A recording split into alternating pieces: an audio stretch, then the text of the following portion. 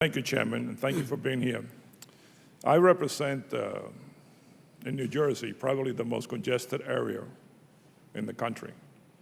Just to give you an idea, I live in a town that is 1 square mile, it's got 51,000 people on it. Okay, Hoboken, New Jersey has another 1 square miles or 50,000 people. A few years ago, we had an incident in Edison, New Jersey. And we found out that the pipe was 3 feet wide. And it was right next to an apartment complex.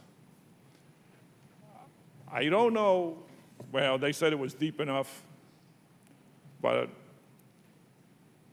I don't know how you deal with these pipes that are so big and so large next to apartment complexes.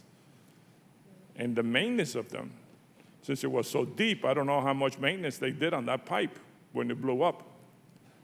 And quite frankly, I have sat across people that want to put pipelines in my community when I was mayor.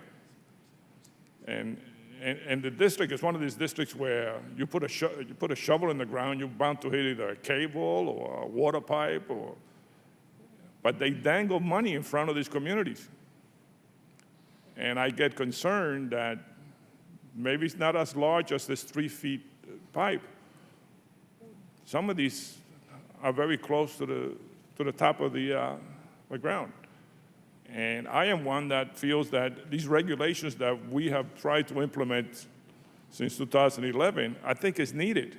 So when I keep hearing all the time that we expedite, and we're working on it, and we're working on the regulation, and we're moving quickly, we're streamlining this, I just hope it doesn't take another big blow-up like what happened in Edison for us for you to move on some of this regulation, because it's going to be catastrophic. And half of these pipes don't even serve New Jersey. They come from Texas right into New York. We are just what they call interlaced piping. Is that the proper word that you use in the industry?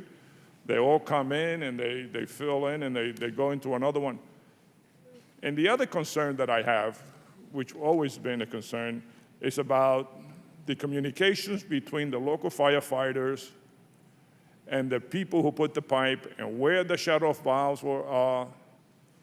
I don't know if the industry does that to a degree that's satisfactory to the communities that they run through. Because they have to be aware where the shut-off valves are. They have to be aware that these pipes are being maintained. And they have to communicate with the local firefighters, because at the end of the day, they are the first responders. So all these safety features that we're talking here are extremely important for a district that is so congested. So I would hope that you would move quickly on some of these things, especially the ones that are the most important for the safety of these pipes. And I really don't have any particular question other than try to get you to move on the safety of these pipes. Can you imagine these pipes 3 feet wide next to an apartment complex? Nobody knew it was there. That's another factor. I think they keep it quiet half of the time so they don't tell the community, so they come out to the town meetings and put pressure on the local officials not to allow it. And quite frankly, they run through, for example, Jersey City, right under the Hudson River, right into New York. So, sir, I will ask you, I know you've only been there 7 months, but quite frankly, this is something that has to be addressed before there is another incident.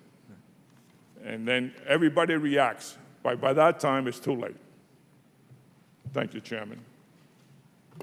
Thank you, Mr. Sears. Mr. Babin, you're recognized for 5 minutes. Yes, sir. Thank you very